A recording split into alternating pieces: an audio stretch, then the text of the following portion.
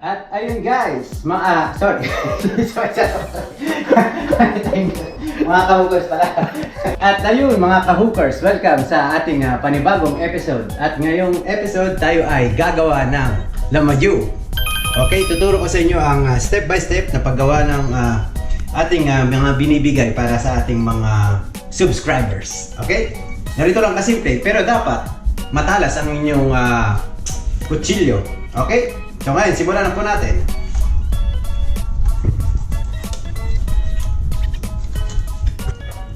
O, diba? Simpleng-simple lang. Iwanan nyo lang sa gitna. At inyong ibuka. Tapos na kagad ang isang lamayu. Pero siyempre, kailangan pa nating linisin yan. Pagkatapos nating mahiwa lahat. At ayun mga ka-hookers, natapos na nating i-butterfly cut ang mga sibling na ating nahuli nakaraan. So ngayon natin naman tatanggalin ng hasam at ang lamang loob nitong mga isda na to. Okay?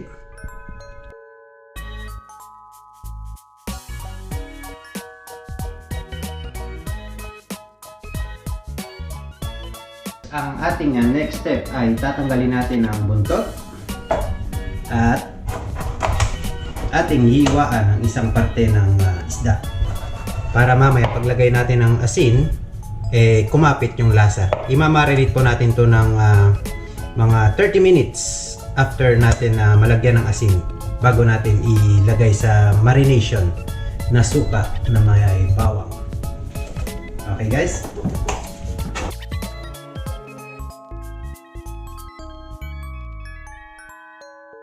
Alright? Tapos na po tayo sa paghiwa ng buntot at paghiwa ng kanyang laman. So, ang ating next step ay lalagyan na po natin ng asin itong mga isda. Both sides po dapat para manuot yung lasa ng asin. Para pag ating pagkalagay sa marination, meron na po siyang lasa kagad.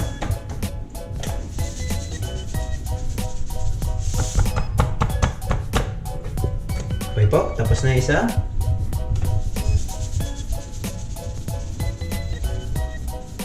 Pangalawa, kahit po maramihan nyo ng asin, hindi na po yun problema. Dahil bababad pa rin naman po natin siya sa suka na maraming bawang at paminta. Kahooker JR, Boca Naaman, Magcock, Kidney Stone, subscriber natin. Okay po, tapos na natin asinan. Ibababad lang po natin ng 30 minutes para manuot yung lasa ng asin sa isda. At pagkatapos nun, hiwa po tayo ng bawang. Ayun mga ka-hookers, tayo dumako naman sa sunod na step, ang bawang. Kailangan po nating lagyan ng maraming bawang dahil ito po yung magpapalasa sa ating lamayo na gagawin. Kung kayo naman po ay nagtitipid, kung ako sa inyo, huwag na kayong gumawa ng lamayo. Bumili na lang kayo ng itlog at magprito kayo. Okay po, ang nagpapasarap din po dito yung kanyang balat ng bawang. Nagpapadagdag po ng lasa at aroma doon sa ating ginagawang lamayo. So kailangan na po nating tagtarin sa pinong hiwa dahil ilalagay po natin to sa mismong laman nung isda mamaya para pag prinito po talagang napakabango. Okay po? At ayun mga ka-hookers, next step po tayo ng paggawa ng lamayo. At ngayon po ay gagawin na po natin ang marination.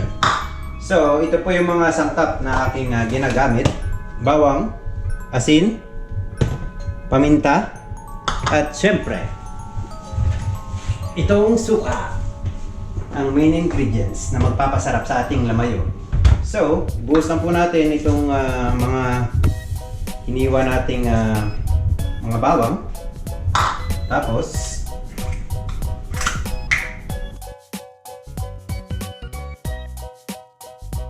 lagyan natin ng suka. At kailangan po guys lubog yung isda na ating ilalagay dyan. Kaya dapat medyo may karamihan po ang ating ilalagay na suka. Okay na po yan. Tapos ang sekreto po dito maraming asin. Kailangan po ay marami pong asin ang ating ilalagay dahil ito lang naman po ay marination. Hindi naman po natin higupin yung sabaw. O, di ba? Kahit po damihan nyo ng gusto yan, wala pong problema. Dahil po ito ay marination lang naman po. After po nyan, lagyan po natin ng maraming paminta. Huwag tayo pong magtipid. Dahil po ito naman ay ating kakainin. Okay po. Dagdagan pa po natin ng konti. After po nyan, ayun, atin lang pong i-mekos-mekos para ma-dissolve ng gusto po yung mga asin at pamintang ating nilagay. At maghalo po ng maayos ang ating mga sangkap na pinanglalagay. At ayun mga ka-hookers, next step po tayo ng paggawa ng lamayo. So ngayon, natapos na po natin ang ating ginawang marination. So ngayon po, atin ang ilalagay itong mga isda na ating mga prepare. Okay po? Sasaw-saw lang po natin dyan. Kailangan po nakalubog siya mga ka-hookers. Ayan. Tapos po meron pong oras yan. 30 to 40 minutes bago po natin i-ahon. At pagkatapos po nun, ilalagay po natin sa strainer at papatuyuin po natin sa inside ng fridge. At ayun mga ka-hookers, habang tayo po ay nag-aantay dun sa ating binabad na isda na ginawa po nating lamayo, tayo po ay luluto ng ating mga nahuli na karaang araw, which is meron na po tayong mga steam na crabs at meron pa pong hilaw pa na crabs. Atin pong gagataan at lalagyan ng mga, syempre, gulay-gulay. Ayan po. At meron din po tayong pamares na bakoko. Ayan. Atin na pong nasinan yan at ating ipiprito na maya-maya.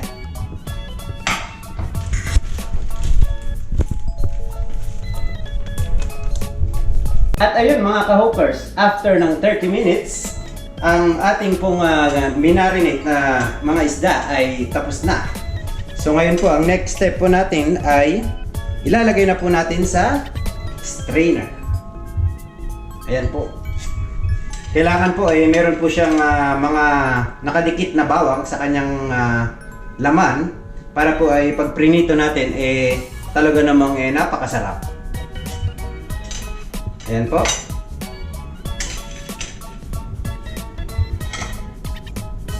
Ayan. Oha. Sarap na po niyan iprito, mga ka-hookers. At ayun mga ka-hookers, after 30 minutes po natin na pag-marinate ng ating mga ginawang lamayo, ngayon po ay ating ilalagay sa loob ng fridge. Okay po?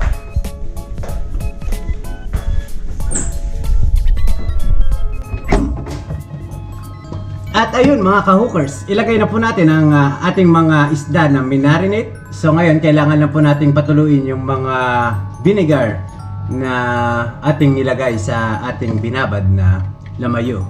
Alright, so siguro approximately 1 hour. Medyo tuyo na po itong ating prepare na lamayo. At pwede nang ibigay sa ating mga subscribers. Alright.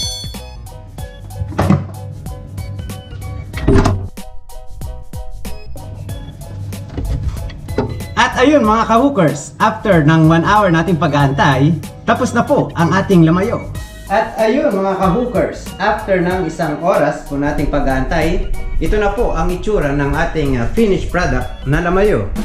At ayan, ready na po ipamigay sa ating mga subscribers. At kung hindi pa po kayo nagsusubscribe, kailangan nyo na po mag-subscribe para makatikim po kayo ng lifetime supply of lamayo. Alright!